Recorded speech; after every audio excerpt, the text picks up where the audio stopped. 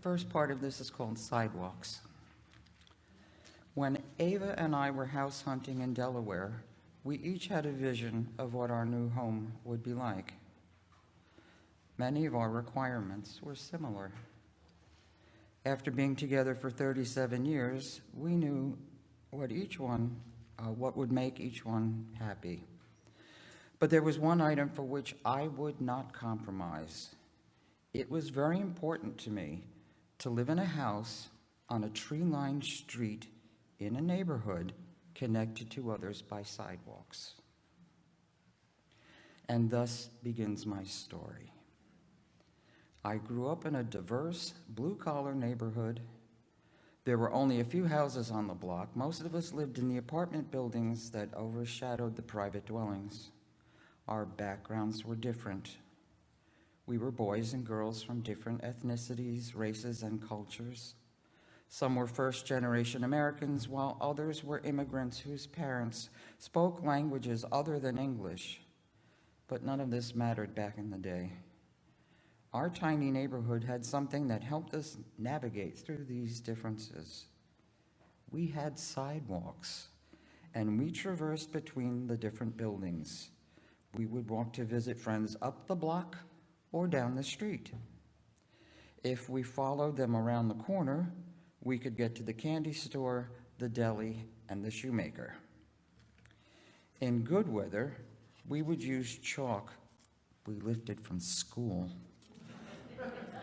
to mark these blank slates so we could play hopscotch. They also served as outlets for our imaginations. We would draw pictures on them. We could spend hours covering these sidewalks up and down the block with cowboys and castles and dragons and clouds and planes.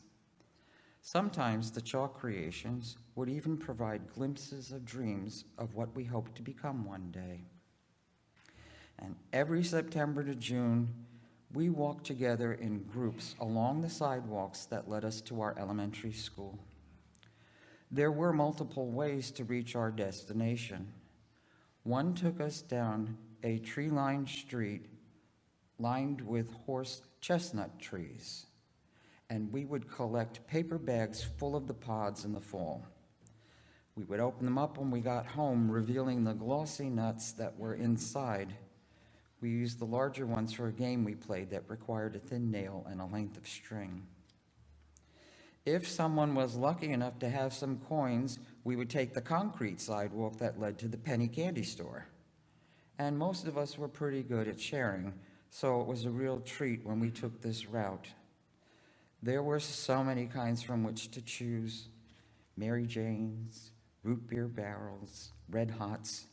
We were in candy heaven.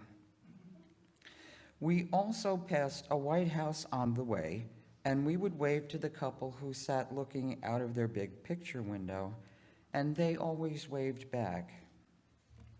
October was a special time. We would wear our Halloween costumes to school on the day closest to the 31st. If there was a chill in the air, our moms would make us put our coats on. But as soon as we were far enough away from their watchful eyes, we'd take them off, revealing ghosts, Superman, clowns, hobos, cowboys, Indians, and so much more. And on this special day, we would alter our course to school in order to pass by that same White House that sat on the corner. I don't think we ever found out the names of the elderly couple who lived there, and maybe they weren't so elderly, but we were so young. But they would call us up to their front porch and give us each a bag full of candy. Then they would put coins in the boxes we carried with us to collect for UNICEF. During the winter break, we abandoned the sidewalks and took to the street. The local police would put sawhorses up at either end of our block, cutting off the cars that used our road as a shortcut. We raced down the hill on our sleds and then hauled them back up repeatedly to the top for another quick trip down to the bottom. And when our mittens and hats got too wet from being outside, we would run to the closest apartment building and place them on the radiator in the hallway to dry. I still love the smell of drying wool. Now, winter turns to spring and spring to summer. School lets out, and now we take different sidewalks that lead us to the beach. Most of them were made from shale, and kids back in the day seldom walked anywhere. We got from one place to another by running, bike riding, roller skating, or jumping. On the way to the beach, we played a game where we could take a running jump and leap over as many sections of slate as possible. Some of us cleared them with the grace of gazelles. Others didn't fare as well, and this was evident by the scraped knees they sported. Not a problem, though. Between the salt water from Long Island Sound and the mercurochrome and iodine from our mom's medicine cabinets, we managed to survive, even though mercurochrome is banned. Who knew? Sidewalks in the neighborhood and on the way to school and the beach made up the entire universe of my youth. As I entered my teen years, my boundaries widened. I was old enough to walk to the movies, to church, to the library, and to the homes of friends who lived outside my neighborhood. The sidewalks remained the same, but life for me was shifting. I was no longer nestled in the familiarity of a small community. My horizons were broadening. Sometimes this caused growing pains. There is almost always some discomfort when change is involved. Eventually, I was allowed to walk to my grandparents' apartment building. It was a trek for sure, but the walk gave me time to think about all the serious matters that come with being a teenager. It was during this time in my life that I realized that while sidewalks were liberating for me, they could make prisoners of others. My grandfather lost both his legs in an accident when he was a young man. He spent the rest of his adult life in a wheelchair, and he lived during the time when the only method of propulsion was defined by the strength of his arms. Prosthetics consisted of wooden legs with braces, and these were not an option for him. When he was in his prime, he was able to travel around the sidewalks of the neighborhood on his own, but only to a certain point. His access to places was limited by curbs. There were no curb cuts in his day, and many of the sidewalks had uneven or broken curbs. This made it difficult or impossible for him to get from one place to another. He was held captive by concrete and stones. As he aged, and because he had an arm that had been broken and not set properly, he could no longer manage his limited trips. He was a proud man and did not want anyone to push him in his chair from place to place. My grandpa no longer had his limited independence. He was now limited to sitting by the sidewalk in front of his building, and this he could only do when the weather was favorable. After a while, he stopped going outside at all. He would just sit in front of the picture window of his apartment and gaze at the world as people walked to and from their destinations. Once he could walk on sidewalks. Then he had to learn to wheel himself from place to place. Ultimately, the view from his living room would be replaced by a hospital window, but only briefly, and that's where his travels ended. What was liberating for me had been confinement for him. And then the second part is pathways.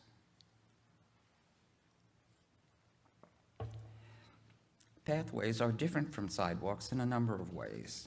They can be literal, such as tree-lined lanes, or figurative, like journeys marked by personal milestones over the duration of a lifetime. For me, there were two pathways that continuously intertwined over the course of my life. One started at an early age and was to provide me with my own private world to which I could retreat. a place that was safe and far removed from a reality that was cruel and unspeakable. When I was young, I discovered music. At first, I listened to what my parents liked. I mean, you don't have a choice when you're a kid, right? For my father, it was 1950s Hawaiian songs like the Hukilau song and Aloha Oi. Oh, and cowboy music. I can't tell you how often I heard Tumbling Tumbleweeds and Cool Water. My mother, who was younger, preferred the music of the times, so my early years were also filled with the sounds of Elvis, the Everly Brothers, Ricky Nelson, and so on. But when I entered third grade, an event occurred which would change my private pathway forever. I was in assembly, and we had a guest that day. His name was Mr. Giglio, and what he did opened up a world I never knew before. He played the violin. I don't recall the songs, but I will never forget how they made me feel. To some, it might not seem like much, but to me, it was magical. I was transported to a beautiful, peaceful place, so different from the hostile home that defined the world in which I lived. What was even more transforming was that Mr. Giglio made the music happen. He drew the bow over the strings and turned notes into sounds and sounds into a language that resonated deeply within me.